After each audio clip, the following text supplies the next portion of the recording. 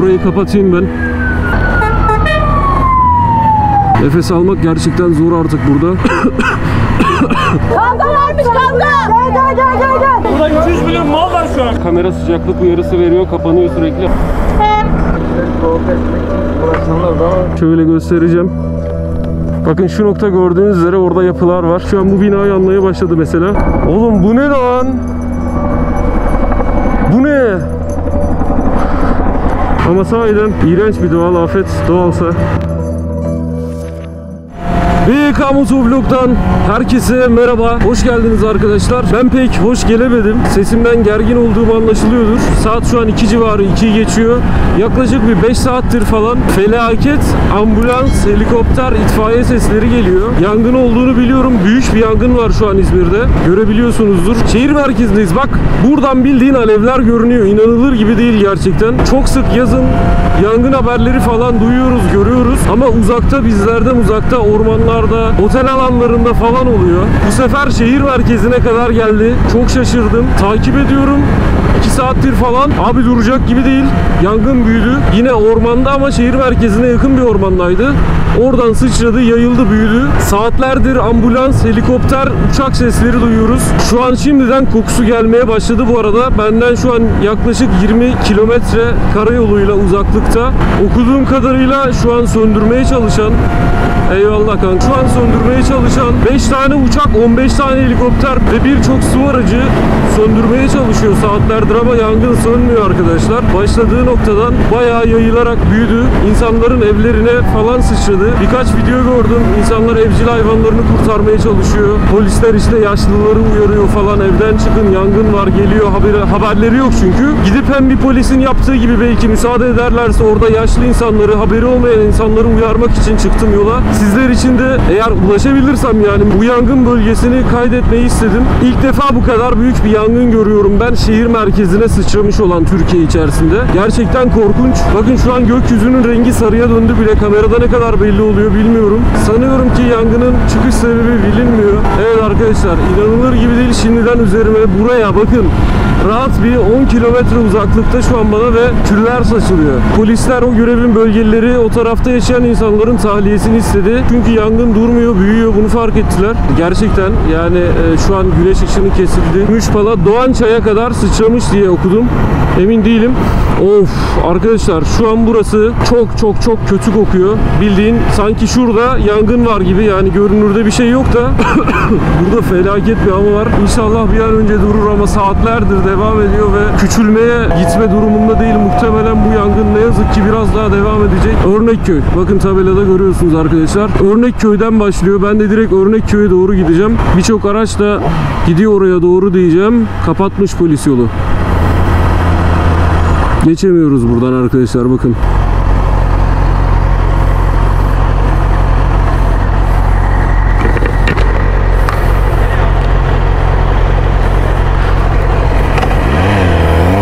Evet, polis sorgu yapıyor neden geçiyorsunuz diye. Yangın bölgesine giden yol çünkü burası, direkt Örnekköy yoluna. Buradan sadece tahliye istiyorlar, giriş istemiyorlar. Şu an arkadaşlar bu arada gelmiyor kameraya ama birçok ambulans, itfaiye sesi ve helikopter sesleriyle dolu İzmir. Bakın burada da bir tane daha polis çevirmesi var. Sanıyorum ki birkaç tane daha göreceğiz böyle. Yaklaşamayacağız oraya doğru. Evet, şu an duyuluyor mu bilmiyorum. Polisler yolları kapatmış durumda. Tabii ki kapanmasının sebebi bu tarz acil araçlarının gidiş gelişini kolaylaştırmak. Burada bir kaos var. İnsanların yüzlerinden belli. Her ilerlediğim kilometrede bozuluyor. Zaten görüyorsunuz yaklaştığımı. Arkamdan bir tane acil aracı geliyor. Hemen yanaşalım.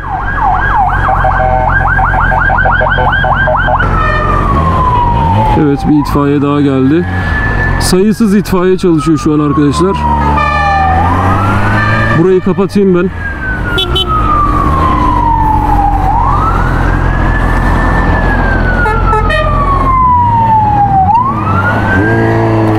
İtfaiye ile birlikte ilerleyelim madem, ona yol açarak biz de.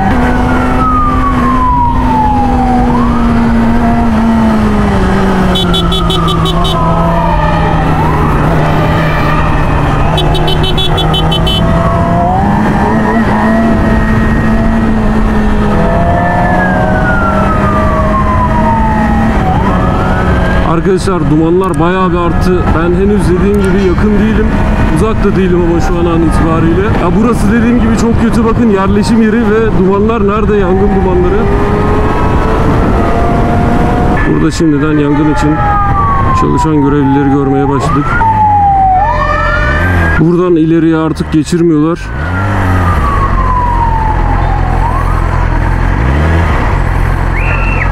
Bütün polis memurlarında maskeler var. Yok yok, gitmeyeceğim. Bakın arkadaşlar, arka tarafım komple siyah şu an.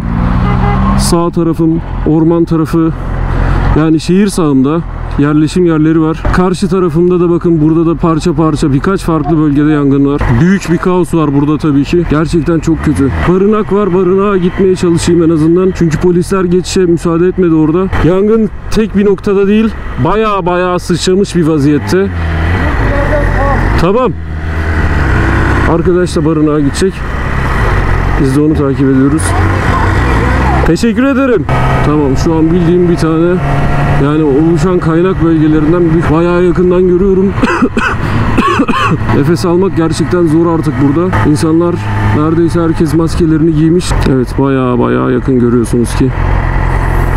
Ben ilk defa dediğim gibi böyle büyük bir yangını şehir merkezinde ve bu kadar yakından görüyorum. Bu tek değil arkadaşlar. Bu sadece minik bir parçası şu an bizim geldiğimiz nokta.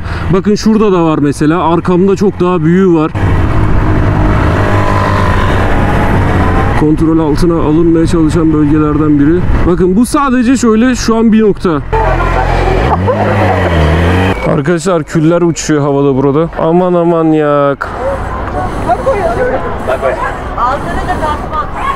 Yazık, ağlıyor. Anahtarımızı alalım. Unuttum burada. Ben de şöyle maskemi çekeyim. 100 bin hayvan hastanesini biliyor musun?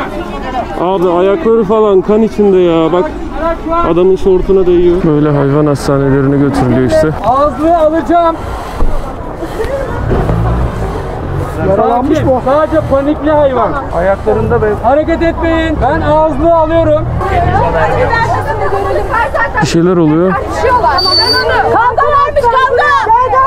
Gel. Köpekleri vermiyorlarmış, benim diye bağlamışlar. Hayvanlar zehirlenecekmiş duman içinde. Köpeği salmıyor ya adam. Özel zevkli bir şey mi oluyor? Ne özel mülkü? Olağanüstü haldeyiz ya. Ne öyle özel mülkünden bahsediyor bana? Ben girmeyeceğim. Bakın eşek falan var burada. Burada 200 milyon mal var şu an. Şu Metex yazan şeyler.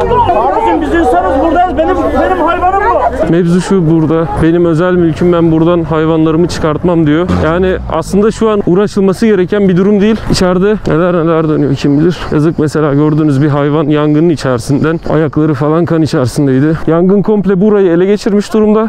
Buradan rüzgarla şuraya şöyle, yani her noktaya sıçramış durumda. Bu sıçrayan noktaların birindeyiz sadece. Şu an burası bir barınak. Köpek yürüyemiyor. Hayvan barınağı. Hayvan barınağı. Maske varsa ihtiyacınız, buyurun. Aslında beni kullanmaları lazım. Şuradan bir haber gidip getirmek gerekiyor, oldu mu? Beyefendi kalmadı. Hiç kalmadı. Arkadaşlar bitti.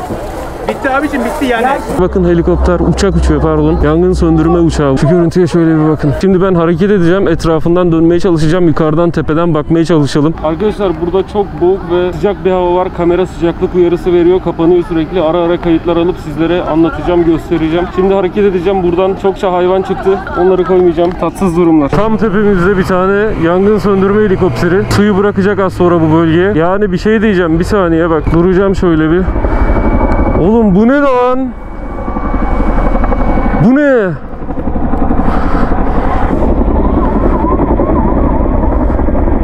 Durum gerçekten çok kötü.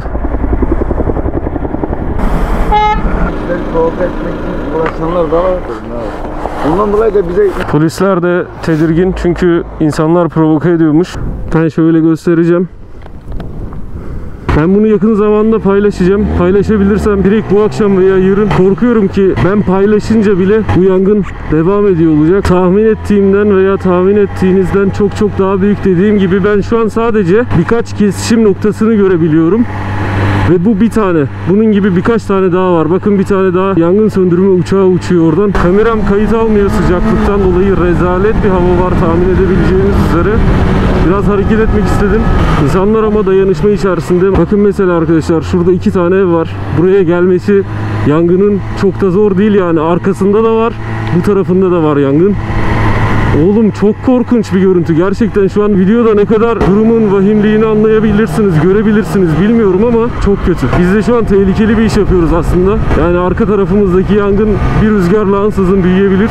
Ne kadar gittiğimi de bilmiyorum. O yüzden fazla uzatmayacağım. Bir noktada durup bakmak istiyorum sadece. Bakın arkadaşlar.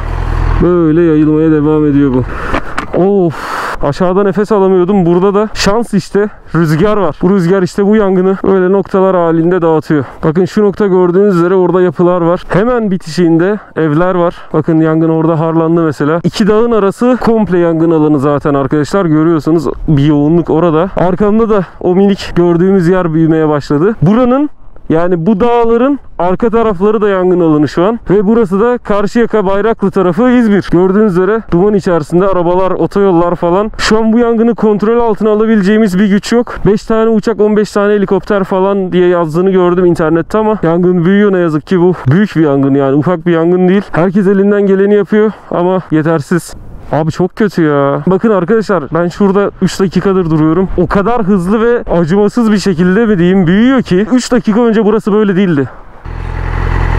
Korkutucu bir film veya oyun sahnesi gibi ama ne yazık ki gerçek ve şehir yerleşimine bayağı yakın. Hava gerçekten çok kötü. Ya ben nefes alamıyorum. Söylememe bile gerek yok. Şu an ceketle falan ama kamera kapanıp duruyor. Evet arkadaşlar bakın az önce bu yoktu. Az önce tam olarak böyle bir yapı, bir bina yanmıyordu. Şu an bu bina yanmaya başladı mesela. Yanında 2 tane itfaiye aracı var. Bakın itfaiye 3 tane var pardon. Bir binayı sadece söndürmeye çalışıyorlar. Burası sanayi sitesi gibi bilmiyorum. Bakın arkadan da geliyor. Arkadaşlar burası yanacak ne yazık ki. Umarım hemen kontrol altına alınabilir. Bayağı kritik bir noktadan giriş olmuş sanayi sitesi mi bilmiyorum. Yangın başlamış. Şu köşede de bir yerleşim yerine kadar uzanmış gördüğüm kadarıyla. Helikopter daha geçiyor.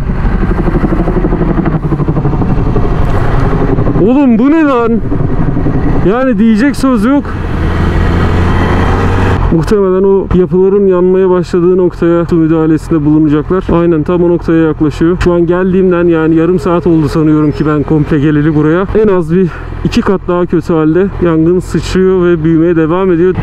Göremedim ama tam da 2'dir tepemden geçiyor. İnsan bir düşünmüyor değil kafana açılacak mı diye. Burada yardım edilecek bir durum yok. Bizim tarafımızdan en azından. Gerçekten yapabileceksem en azından bir şeylere yardımcı olmak istiyorum. Ama sahiden iğrenç bir doğal afet. Doğalsa. Benim dükkan orada var. Yakın yani yangına. Hemen karşıda abi. Yapma ya. Sıçramaz inşallah. Canlar dikkat edin kendinize. Allah'a emanet. Arkadaşlar bir arkadaşım aradı mesela. Evine metreler kala, buradan çok farklı bir noktada evi. Metreler kala yangını o köşede, o noktada durdurmuşlar helikopterle ve buradan bayağı uzak, alakasız bir noktada. Her yer dediğim gibi daha fazla polis oldu. Helikopterler uçuyor. Başka hangi noktalarda var acaba? Bakın arkadaşlar yani ben 1 kilometre ilerlemedim. Bura bayağı bildiğiniz bir yerleşim yeri. Umarım sıçramaz buraya. İnsanlar şu an evlerinin balkonundan falan kamerayla çekiyorlar yangını. O kadar yakın. Şu an arkadaşlar sahil yoluna çıktım. Kameram kapanıp duruyor ya sıcaklıktan ötürü. Motor bile 105 derece falan açtı. Ben de aletlerim de sıcağa uygun değiliz. Yangın bölgesine gidiyoruz. Dilim damağım kurudu. Oradaki insanları, oradaki çalışanları düşünün. Ben sadece kenarda durdum. Bir şey yapamadım ne yazık ki. Allah hepsinin yardımcısı olsun. Umarım bir an önce biter ama arkadaşlar hemen bitecek gibi durmuyor. Sahil yolundan ne görünür, bir şey görünür mü buradan bilmiyorum da binalar olduğu için görünmüyor. Yoksa helikopterler falan aralardan görünüyor. Her yer komple İzmir şu an arkadaşlar yanık kokuyor. Bakın denizden su olup geçiyor helikopterler diğer tarafa. Dumandan dolayı bulanık görünüyor her yer ama bu duman dağılmış. O dumanın aralarında parça parça birçok noktada rüzgar da olduğu için dağılan yangın var. Hazırlıksızız, inanın hazırlıksızız bu tarz afetlere. Yani yetersiz kalıyor. Buradan bir tane daha helikopter geçiyor. Denizden su alıp taşıyorlar yangın alanına. Bakın şöyle söyleyeyim. Biz arka taraftan geldik kilometrelerce. Bakın bu helikopter o tarafa gidiyor. Oralarda beyaz, oralarda da duman var. Çünkü orada da büyük başka yangınlar var. Soluna baka baka çıkıyor ya. Bakması gereken sol değil ama. İzmir'i bir ters C şeklinde düşünün, tamam mı? Burası Karşıyaka ve Bayraklı. Şu köşe, şuralar komple arka tarafı, yani geçtiğimiz bu şeridin arka tarafı komple yangın içinde, parça parça, büyük büyük. Eminim ki şöyle şuralardan bir tepeye çıksak birçok yangın noktası görebileceğiz. Yapabileceğimiz bir şey yok ama olursa diye mesela bir barınaklarda insan gücüne yardım olabilir. Veya işte düşündüğüm gibi yapmaya çalıştım da polisler müsaade etmedi. Ben bu videoyu olabildiğince erken paylaşmaya çalışacağım. Korkum da şu ki yangının derecesiyle ve sağlanabilen etkiyle gördüğüm kadarıyla bu yangın ben videoyu paylaştığımda bile muhtemelen devam ediyor olacak. Sebebi ne? Bir noktadan mı oluştu bu kadar büyük bir yangın? Her yere sıçradı, yoksa farklı birkaç noktada mı aynı anda oluştu? Bunların incelenmesi lazım. Binlerce hayvan zarar gördü, öldü, korktu. Bakın arkadaşlar, bu taraf nasıl görünüyor? Açık, tamam mı? Ki yine açık olamaz çünkü yayılıyor o duman. Bir de diğer tarafa bakacağım şimdi önümden emin olduktan sonra. Şuraya bak, bak farkı görebiliyor musun? Dediğim gibi gidip yardımcı olabilmek istedim bir noktada ama ihtiyaç yok gördüğüm kadarıyla. Yine de olursa haberleri takip ediyor olacağım. Bu anları da sizlerle paylaşmak istedim. O zaman arkadaşlar bugünlük bu kadar. BYK kaçar.